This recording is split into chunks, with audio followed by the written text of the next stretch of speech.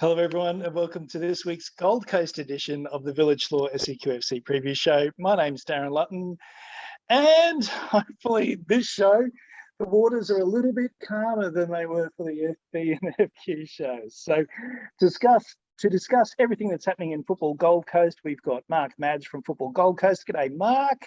Darren, how are you? Always cool, calm waters here in the Gold Coast. Smooth sailing, kumbaya. Let's go.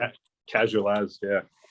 And we've got Ross Fenech, who's the coach at Kingscliff Wolves. G'day, Ross. How are you, mate? How are you, gentlemen? Happy to be on. Good to have you back. Like Mark said, nice and calm here, mate. We've got no worries here. We just blow the whistle, away we go, you know. Like a gentle sea breeze. That's it. As long as those borders stay open. That's the only thing. All right, let's start with the Gold Coast Premier League. And we didn't quite get a full weekend of fixtures in, but there were three matches that occurred. Southport, there were four? We got the catch up from the Friday night, got played on Tuesday. Right. So I'll go off what I've got in front of me. So we've got Southport 4-3 over Broadbeach, Kingscliff 3-2 over Runaway Bay, and Burleigh Heads of Musgrave having a 1-1 draw. Mark, it's all yours. Yeah. Oh, there you go. Funny enough, you actually the one result you are missing is the one that actually got played in the weekend, which is Sunday's Surface Rabina game, which was 11-2 to Surface, which we'll touch on anyway. But look, an interesting weekend slash let's give it the little extended weekend with the Tuesday night in the Gold Coast Premier League. You know, Southport Broadbeach, that was an early kickoff. We're umming and ahhing on Friday. It seems as though, you know, we're having a lot of issues with fields at the moment, and a little bit of rain is washing out fields for not just one day, but multiple days. So to get some football in was great. Southport came out like a house on fire, up 4-0. They had a point to prove. You know, a bit upset with some talk around the circles about, you know, them not being put into the same category as a Surface, Palm Beach, Narain. So they're a bit upset with that, considering what they've done this season. They came out, and again, you know, as a team performance, but the front two of Ferdy, Ferdinand Anor, and Morgan Saunders, for those that saw the highlights, they absolutely ran the show in the front third. Fantastic goals. The whole weekend had fantastic goals, which I'm sure Ross will love to tell us about in his game. But, you know, to be 4-0 up and then to slip, and, you know, the third goal for Broadbeach was scored in the 92nd minute. But they completely switched off for the last 20. You know, some changes at halftime for Broadbeach brought some more attacking mindset and attacking flair in. Diego Cuba getting an assist and a goal off the bench. So he shows you the value that he has in an attacking sense. But that was a huge 3 points for Southport. For me, that was a top 4 ceiling 3 points. I know, you know, Ross and other people might not like to hear that, but when you look at their run-in and look at the points they're up, it is in their whole control. If Broadbeach had won that game, it'd be 1 point separating 4th and 5th, and everyone right there or thereabouts with games to play. So that was the magnitude of that game. And you know, my good friend Steve McDonald and his Warriors team pull through. I'll talk about Sunday before we get to Ross for his Saturdays. But, you know, first and foremost, Rabina switching that game to Surface, giving Surface another home game when they played the first round at home as well. It's great that, you know, Rabina have allowed football to get played. That's them first and foremost, considering, you know, everyone realises the league position and that game, what that meant, really. So, you know, it's just a game for them to basically get prepared for this weekend. And Surface were just, you know, in front of goal, clinical, just a routine performance, really. Credit to Rabina for continuing to fight in the second half. They actually scored the first 2 goals, I believe, in the second half. Or they conceded one very shortly after the restart, but then fought back, scored 2, but never dropped their heads, always, you know, battling, giving it their absolute all, and that's all you can really ask for. Tuesday night, 1-1 Burleigh Musgrave. There's a lot more less entertaining things to do on a Tuesday night than watch those two.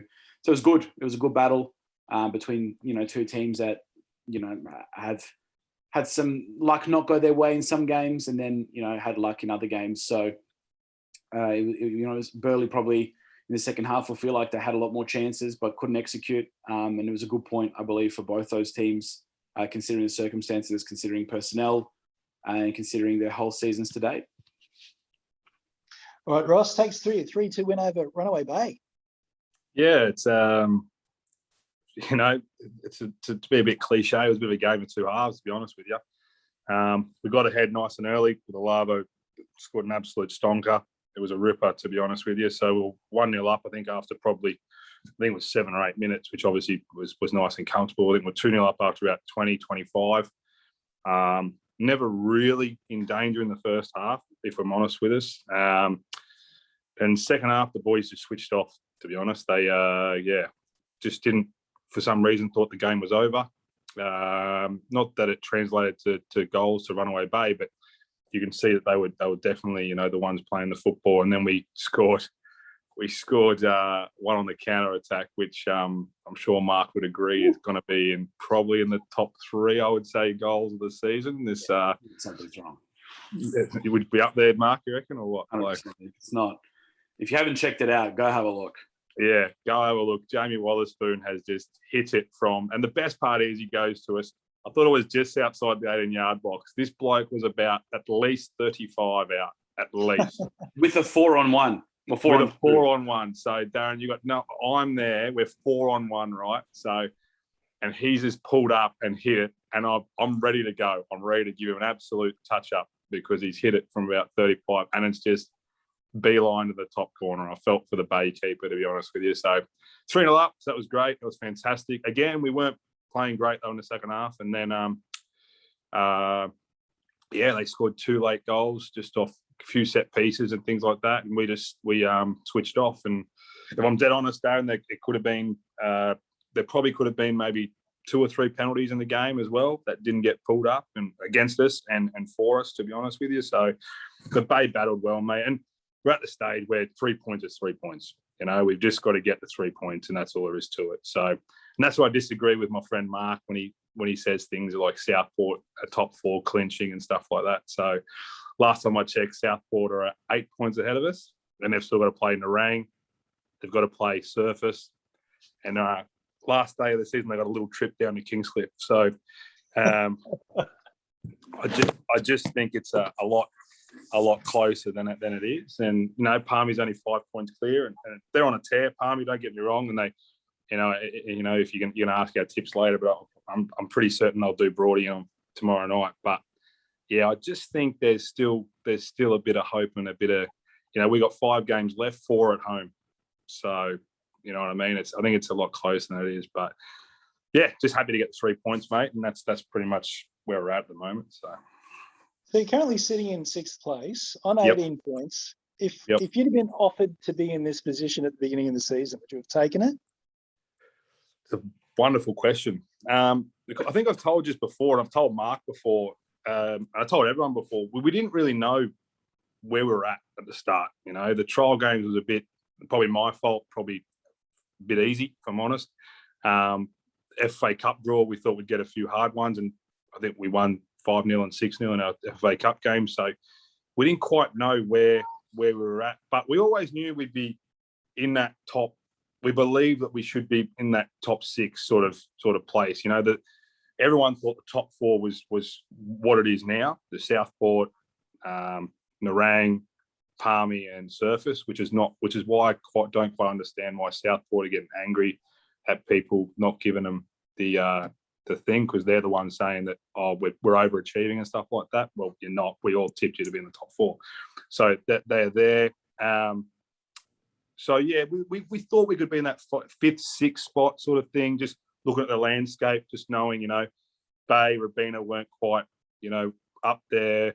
Musgrave was newly promoted with us, and we felt we recruited a bit better than Musgrave. Burley had lost a lot of players, and Broadbeach was pretty much an unknown quantity because of, they did come last season. So we thought, 5th or 6th range was good. 4 rounds in, 5 rounds in. If you would have said, well, 5th or 6th, I would have just probably bitten your head off. But we just went through a really bad patch. We went through, I think, 5 games. I think we got 1 point from 5 games. Musgrave gave us a touch-up at Musgrave. We lost 1-0 to Burley after, I think, the shot ratio was unbelievable. We hit the post. If we were still there, we wouldn't have scored against Burley that day. I don't think so. Got a 1-1 draw with Broadbeach at home, which is, was probably disappointing. And then we lost 5-4 to Southport in arguably the best game of the season, where we led twice. You know what I mean? So, and we lost Palmy 2-1. So that obviously that patch is just made life very, very difficult. But yeah, I mean, that's everyone has it, and injuries and stuff like that is sort of what's killed us a little bit too. So, and is that what you're putting that bad patch down to? Just the lack of personnel that you had at the time? Yeah, look, it did play a part. The Musgrave game, no. Honestly, I thought, and I said in the post-match interview after the Musgrave game, I think we all thought we were a lot better than we were, and Musgrave humbled us a little bit that day, if we're honest with ourselves. And that's a hard thing to admit, but that's sometimes you need to do that. But yeah, we just injuries. I mean, we've had squad-wise, we've had 4 major knee injuries, a broken leg. The day that killed us, mate, was Sunshine Coast Wanderers FA Cup. Mark was there. That killed us. We had, we lost our, one of, if not our best centre back that day he just blew his knee out. We had another injury to our centre midfielder, Bo Lyle. Obviously, as you know, we played 120 minutes, against an NPL side, which by the end of it, we were just knackered, to be honest with you. And then that's when it started, to be honest with you. That's when it all went sort of thing. But yeah, look, and just inexperience, mate. We just game managed. Like me and Marcus spoke before. In the first round of the season, there's only 2 games we didn't lead in. And that was when we lost to Surface 3-0 and we lost to Burleigh 1-0. The other 7 games, we actually held a lead. So young side, haven't been in the Premier League before, a lot of us. Game management is probably the killer there. And we just, all the way back to round 1, 3-1 up or 3-0 up with 10 to go against Palmy, 3-3 draw, for example, things like that. 1-0 up against Broadbeach, 79th minute, 1-1. And I just said to you, against Southport, 5-4, we lost, but, we led twice, and 30 seconds before they scored the winner, we missed from 6 yards. So that goal kick, ball goes down, ball goes wide. Morgan Sawers has decided just to be a hero and puts a top corner. So, just little things like that. And we just got to learn those things. We just got to learn that in the Premier League, you get hurt. You get hurt. You don't do it right. You just get hurt. And that's even on the weekend, 3-0 up against Bay looks good. Then we went to 3-2. Week before, Rabina won in the 92nd minute. Hats off to Rabina, played really, really well. But yeah, we're just learning. As I said, 5 games to go, 15 points. No reason why we can't win all 5. That's for sure. That's the way I see it. That's just me. And then if we win our last 7 games and don't make the 4, then so be it, mate. That's it. So, Mark, I'm looking at this weekend's fixtures, and we've got some pretty tasty encounters happening. We've got Palm Beach up against Broadbeach, Rabina taking on Runaway Bay, Kingscliff against Musgrave. We'll come back to Ross on that one. Surfers Paradise against Burleigh, and Narang against Southport. That'll be a cracker. Every game is actually a fantastic game for various reasons. Starting with Friday night, both Palm Beach and Broadbeach, last time those 2 sides played, there was a little camping trip for the Palm Beach lads. They had 6 or 7 first graders not playing. The young lads stepped up. It was it was poor conditions throughout. That's a grub. Sorry, my apologies. It was bad conditions, but Broadbeach battled through for a 2-1 win. I think, considering the role that Palm Beach is on, I fancy them in that clash. Brett's got them really ready to go. They've got players coming back from suspension, cleared of their 5 yellow cards. Friday night at Palm Beach, 7 o'clock. I've always said it. It's a very tough place to go in recent years, and it will be for Broadbeach as well. On Friday night, the benefit for Broadbeach, at least, is their second half against Southport. They can take away something from there, a bit of confidence from that game, knowing that they still fight to the 90 and they have the ability to score goals. So it'd be interesting. Surface Burleigh, I was just actually speaking to Philo and both Alex through the week. These guys have played a lot of big games, grand finals, semi-finals, big league games over the years. And even though, league positions aren't critical this time with Surface, obviously top of the table, and Burleigh, where they are, the 2 always produce a good game. Burley led last time very early against Surfers. The first time Surfers, I think, fell behind in the first round. And then, they had a penalty chance to go 2-1 up, missed, and then Surfers go down the end and scored 2, got quick goals. So anything can happen. Surfers are definitely favoured considering the lack of personnel. Burley playing midweek. Surfers are well rested. They got their goals. That's a big one. That's a big one, Mark, that Burley played on Tuesday night, because you just don't know. You don't know what Reezy's going to be like. Obviously, whether he can back up, 4 days later after playing Musgrave on a Tuesday night. Especially against a team like Surfers. So absolutely. That's the one, really. You're backing up against the best team in the competition at this current point in time, at the top of the table. So that's the situation there, I guess. Runaway Bay, Robina, Runaway Bay, big game. Robina have put all their energy in the last recent weeks on focusing on this game, clearing players from their suspensions, getting minutes in their legs, so on and so forth. So this is really it. A win, or no, not 3 points. If Robina don't pick up maximum points here, it's safe to say they'll be in the relegation playoff, should that be the case this season. Big game for them. Runaway Bay, this will show where they're at, if the improvement's really there. You look at first round against Kingscliff, they lost 7-1, they only lost 3-2. So they've improved gradually throughout the year, but this will show that improvement. They beat Robina last time 2-1. So, it'll be interesting to see how that game goes. And then the late one, this is a very, it's a tasty clash. Nerang versus Southport.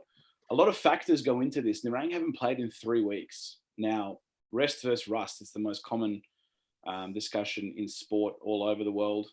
So whether having that extended rest will be beneficial or not, time will tell. Nerang have gotten through, some weeks where they haven't played their best, which they acknowledged. But they've also, towards the back end of that, before the extended break, they started to really find their straps and really kick on. So again, Southport, with the damage that they have in their attacking third and those players, it'll be interesting to see how they match up. The first round, Nerang beat them 3-0 at home. But I think most who were there would say that in the early stages, Southport had their chances to go ahead. So I think both chances will fall either way, be who can take them and who will come away on top. Anything out of this game for both these teams is crucial for their own personal, quest, and whether Southport, if Southport can get 3 points, it could really spice things up for the top 2, even because in Palm Beach come into play, everyone comes into play. So that's the good part. There's a lot of scenarios, but a lot of tough games coming up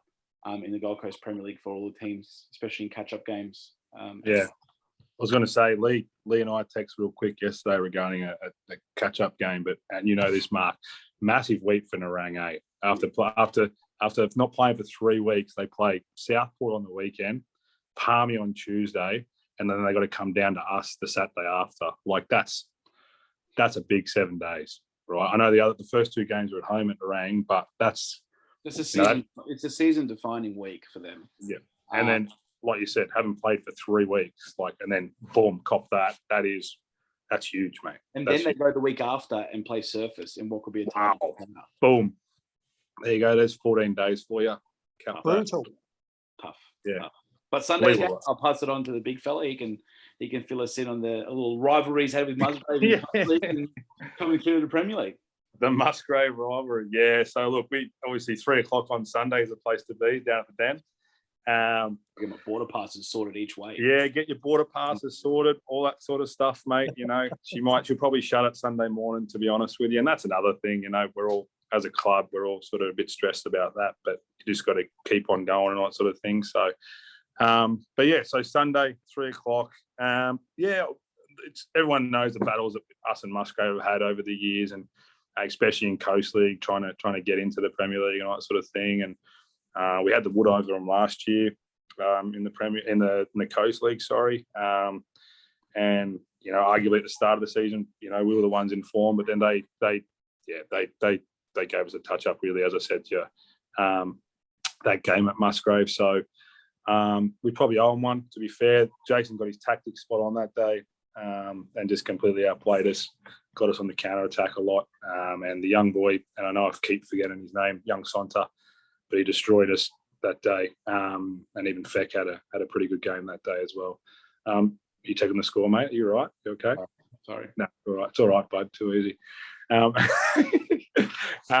no, but yeah, look, Musgrave always have good battles down at the club, and we just got to, yeah, as I said to before, 3 points is 3 points now. How we get it doesn't matter at this point in time. We've had, we had another ACL with, Bo Lyle, the general, in the middle of the park. So it's, where we are, clutching a little bit with numbers and stuff like that. But the team that we have is definitely, capable of getting 3 points, not just this week, but throughout the season. So we've got a massive game for us. I think if we win, we go, I think it's something like 6 or 7 points clear of Musgrave. And depending on Burley's result as well against Surface, I think we go 6 points clear of them.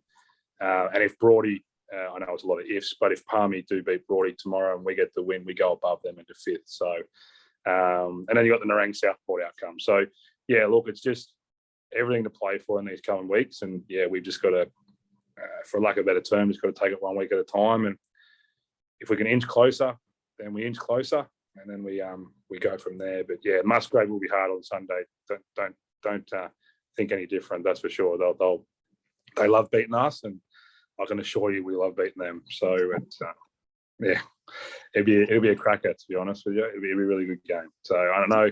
Hopefully we can get as many people down there. Obviously with the borders and that, you don't know. But if the border's shut, then it won't be a game anyway. So we'll just wait and see. So yeah, we'll see how we go. Now, you say that you've got a great history against them because you've played them so many times. Multiple times. They're in the same leagues. Are there any specific incidents that have occurred in recent years that the players or the club always go back to and, remember when that happened? Oh, not really incidents, to be honest with you. Grand final day last year was pretty action-packed, would you say, Mark? We were 2-0 down.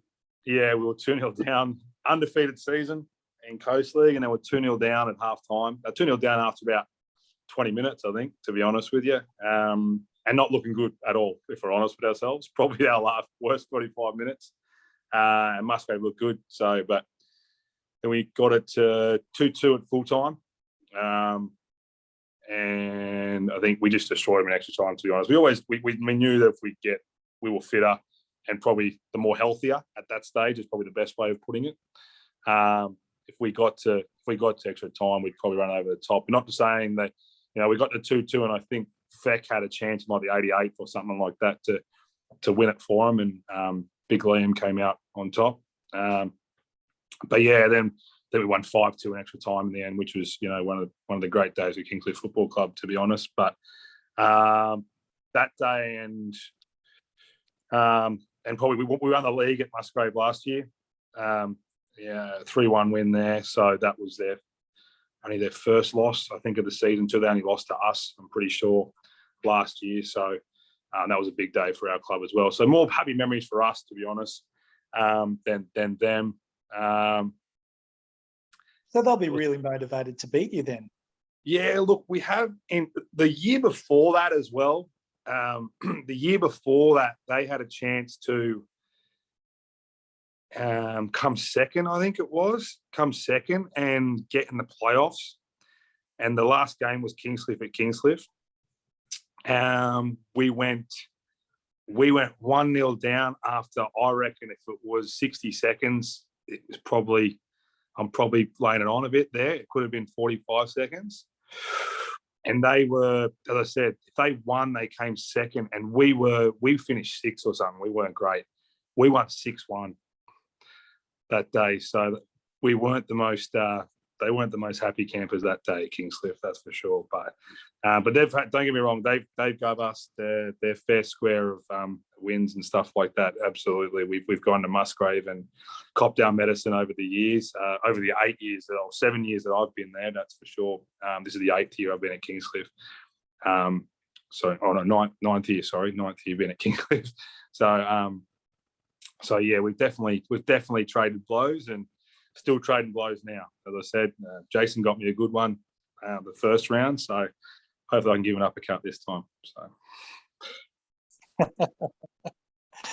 All right, let's turn our attentions now to the Coast League, and just a couple of games last weekend. Palm Beach had a 3-2 win over Tweed United. Pines had a big 8-0 win over Runaway Bay. I don't see any other results. I did see that Pacific Pines played Tweed United last night. Pretty sure that was a 4-1 win to Tweed United. Is that right, Mark? Tuesday night. Yeah, that was Tuesday night. Yeah, Coast League is all over the place with games. Me as looking after media, I don't even know when it starts, when it ends, who's playing who, when, what, how. So I couldn't even tell you, to be honest, what's happening. But there's games, there's a lot happening. Madraba a little quietly just creeped up to second. I think it's in Tally's hands. It'd just be a matter of when, not if, at this point in the season. The race for the top 4 is really on now. Tweed's thereabouts. Legends are still in the mix. Narang are the informed team in the competition for me. So yeah, there's a lot of musical chairs happening, which means more work for me having around the table. But yeah, Coast League again. It's great to see them having to play 20 games. Paul Ross will tell you that he's sometimes had 12-game seasons, 14-game seasons. So see them having 20 games is great. And all these other venues going up to Tamborine, going to Ormo. It's good to see that those clubs are get on board and being part of that second tier. A lot of good, interesting games there on the weekend as well. Obviously, top of the table clash. Since like Tally's played 3 top of the table clashes, compared to how many teams have changed that second position. So they played Madraba this weekend, which is going to be an interesting one. Madraba have some great players there that could easily play in a Premier League level. Their captain, Nick Buxton's one of them. Yep. So, it'd be interesting to see what happens in the Coast League as we progress and what that looks like, more importantly, moving forward into the new transition in the football pyramid that we're all excited about and how that looks. We're excited on the Gold Coast for that. We're excited on the Gold Coast. It's a new wave, and it's exciting. Anything new is exciting. I mean, it's exciting to have Kingscliff and Musgrave in the Premier League and Bay this year, and I think it's going to be exciting to, if we welcome a couple more teams, into our regional Football Queensland South Coast QPL 3, which is great. And I'm not being sarcastic. I actually genuinely now, what that means for our game, which needs some stability. We always have. The ultimate question we always have in the Gold Coast is how many teams are we going to have in our competition? Will it be 8? Will it be 10? Will it be 12? Will it be 16 all in? So by having a bit of stability in those leagues, it will be good to see. And, which ones of our current Premier League clubs might make the step into QPL 2 possibly. It's on the cards.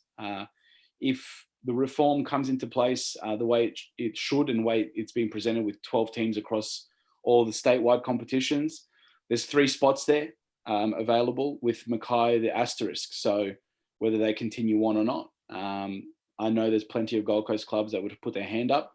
I know there's some Gold Coast clubs that, and I can speak openly, like a Kingscliff, that would love to be progressed through, but maybe now's not the exact time for them. They want to have a bit more stability. So, from the Gold Coast perspective, a lot of our clubs are, not talking out of turn, are excited to see, what can they do at that level? We've shown what we can do at the FFA Cup level. So it'll be, can we do it week in, week out? Will be the ultimate question. And, a lot of people might look at it and go, yeah, the Gold Coast can't sustain another QPL 2 team because of, look at Coomera and look at Magic and they haven't had the best of seasons. I think you'd be pleasantly surprised about that. And, most importantly, we're playing. You are indeed. And I think when you're looking at Coomera and Magic, there are 2 clubs that have effectively started from scratch this season, haven't they? They don't have those established squads as exactly the Gold Coast right. teams. Exactly right. Magic haven't had senior football in 5 years. It's a long time to just try and put together a team. Coomera have basically every single player that played for them last year's gone, and their coach was gone. So. If Coomera had their same team that they had last year, they would be there or thereabouts with Caboolture. I can guarantee you that right now. That they'd be there or thereabouts at the top of that QPL 2. So, like you said, Darren, we have a lot of well-established clubs, a lot of history, and a lot of core group of players. Now, the $1 million question is, will those players want to travel 6 times a year to Brisbane? Will there be enough funds, enough club commitment, enough? There's a whole lot of will, if. But if they've got no other choice, if they want to grow as a club, you would hope that people involved in our game are pro-growth and pro-developing if it's there to be, if they've earned the right to do so, and if they have the capabilities to do so. That's all you can ask for, I mean, at the end of the day. Yeah, I sorry, Darren. was just going to say, Ross, where do you see Kingscliff in the next 5 years? Oh, look, it's something that we're aspiring to. Absolutely, mate. Like it's look, we're only, as you know, we're only new into the Premier League, so we're new to this part. Like, and make no mistake, from the Coast League to the Premier League is a very big jump. So, you know, we want to earn our spot. You know, if we're lucky enough to be able to be promoted to the QPL2 at some stage, then we would grab it with both hands. Don't get me wrong. We're a club that we want to aspire, and our players, you know, want to aspire. But so for us, it's definitely, you know, we're excited to be a part of the pyramid. We're very much excited to be part of the pyramid. And I think you'll find that most clubs are. Most clubs, once they wrap their heads around it all, and most clubs are, you know, aspire to be part of the pyramid. Don't get me wrong. There's always teams in the QPL2. You know, no one likes getting relegated. So, I mean, it's just, you know, there's always that trapdoor sort of feeling and that. But also I think that's also what makes our game so great, is that, you know, it's that thing is that if you're not quite right and you aren't going well, there are, punishment's not the right word, but you know what I'm trying to say. Consequences is a good word. Thank you, dictionary over there. That's good. So it's yeah, like there is consequences for like, and this is no disrespect to Kuma, right? But it's just an example. Like they've obviously said, oh, there's no relegation. We'll just roll out with what we have. And then whatever happens, happens. You know, we'll use it as a development year and stuff like that. To me, a QPL2 should never be a development year. But that is my humble opinion, and all that sort of stuff. So, but, you know, Football Queensland's allowed it and that sort of thing. And correct me if I'm wrong, Mark, you'll know better than me. Relegation is in 2022 when QPL2 starts. Is that correct? As far as I believe so, yes, there will be. The playoff system is there in place. The playoff system is there for promotion into it now, I believe, but it hasn't been finalised whether that will be exercised. Yeah. Or will there be licenses given out? I don't know. No one has, you know. So. And that's the right thing to do, because, like, just say for argument's sake, Surface, who I think we all believe are good enough to be in the QPL2, you know, they're not going to have any give me a year. You know, if they come last, which I don't think any of us think they will, but if they do come last, they'll be relegated, plain and simple. You know what I mean? There's no, like, you know, give me a year or something like that sort of thing. I think, you know, it's good. I hope teams like Surface are looking to do that. And, you know, to my knowledge, I think they are. And I think a lot of their players would be accepted to do that. But, I mean, yeah, I think most of the clubs are excited about it, you know, and all that sort of thing. Don't get me wrong.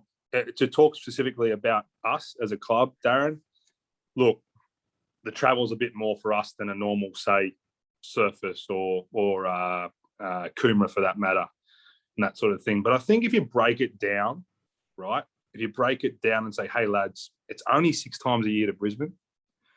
We go further than that for our pre-season games. Like, we go to Lismore probably 3 times a year, 3 times in January.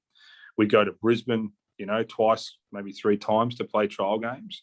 So you're doing that anyway. So for us, it's just wrapping the boys' heads around going, look, it's 6 times to Brisbane or whatever it is. And by the time we do it, who says it's going to be 3 times to Brisbane or 6 times to Brisbane? You know, if the pyramid works the way that it should, and I believe that Gold Coast teams are the best sides, it'll be a 10-team Gold Keys comp anyway. So it's going to be by the time we get to that stage.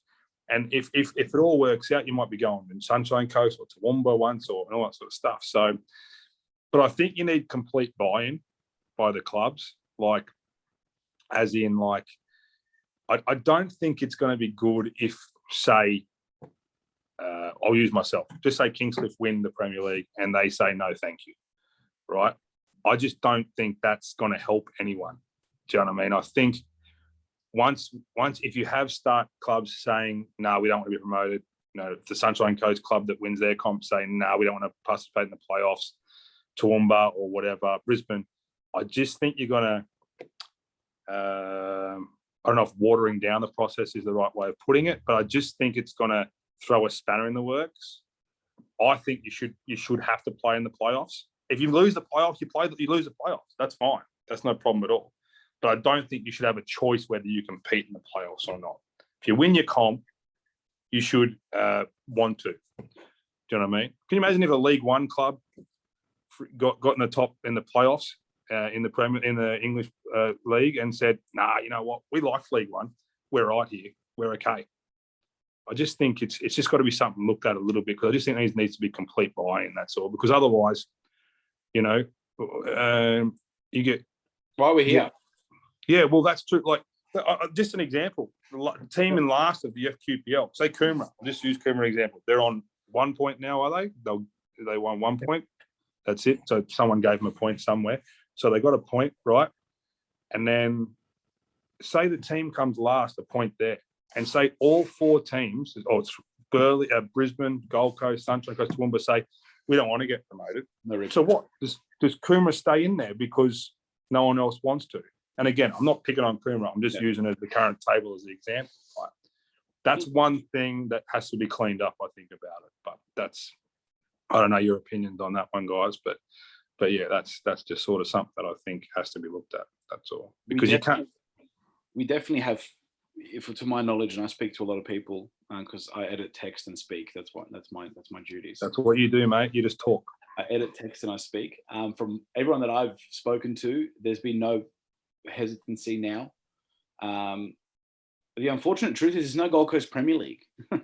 Let's just get that straight. There's no. Yeah. So if the clubs that have, I've reminded clubs that those nominations are due this week for 3 and 4 and whatever else. And if you haven't done it, you don't have a spot anywhere. There's no, we'll just filter. There's nothing else to filter in through. There's no Gold Coast Super League, right? We do not exist. Yeah, we do not exist. That is not going to happen. So I know the situations, and we are all very well aware of the situations that are happening up the road. First time I've ever watched a preview show, other than this one, was last night, your Football Brisbane one, Darren, just because I wanted to hear the different opinions of people. And look, I'm in a pretty different position because I don't know about the other shows. I think I might be the only staff member who's actually employed by the pyramid in some capacity, who's a regular. So I have a different. You're the only one crazy enough to get on here, mate. Yeah, true. I don't got enough time for that. So I can't find anyone else.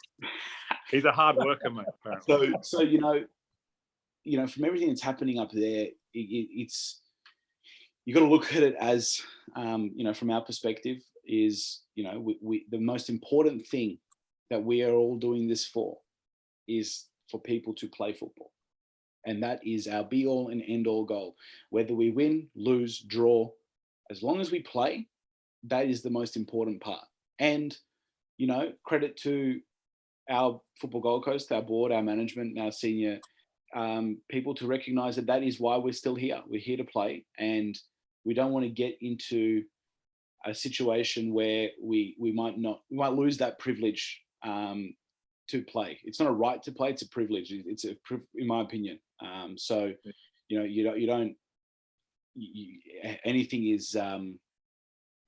Anything you do to compromise that will only make the people who are devoted to our game more pissed off, and the social people who make up a large portion of our numbers and first-time players go, we're going to AFL, we're going to rugby league, we're going to futsal. So that is the biggest concern. I know, for Brisbane have 27,000 players, we have 8,000.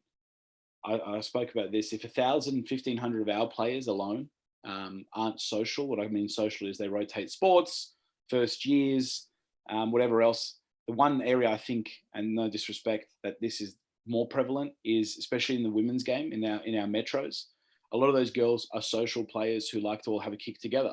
Now, we've seen over the years that some of those teams leave the sport and all go play AFL, all go play touch, or go play other sports. Now, having this thing in place, the repercussions along the line for numbers and exposure and negative media only makes it worse for our game and our players who are devoted to the game, because it means less resources. When there's less money, there's less resources. There's less to invest into the game to improve the game. So, I know everyone has differing opinions, and funny enough, I've read through them all. I've sat there and read through hundreds and hundreds of comments, especially on the SEQ football community page, to see different points of view. And, a lot of good points, a lot of points that I just go, wow, but a lot of good points. But I don't know your thoughts, Darren. You've been very, even on the Brisbane page, you've been very kosher. You've been very, not company, very straight up and down. But for me, it's the players that always get affected in this case, and that needs to be fixed, which I think it has been fixed as of this morning from something I saw. So, yeah. Yeah, I like to keep my powder dry on this topic because I have to deal with Football Brisbane and I have to deal with Football Queensland. So, look, it's just as long as football is the winner at the end of it, that's all that matters. There's great people working for both organisations. Yeah. I hope we get it all sorted. Guys, we better wrap up the show now. Come on, mate. We just started. No, I know. We could be here all day. Trust me. I know. We could. I've got people looking in the room. They want to come in. Yeah. So thank you, Ross. Thank you, Mark, for your time today. It's been a great discussion. It's been a philosophical week here on the previous shows. So it's been good. No worries. Thanks, mate. Thanks for your time. Thank you. And we'll see you all next week. Cheers, mate.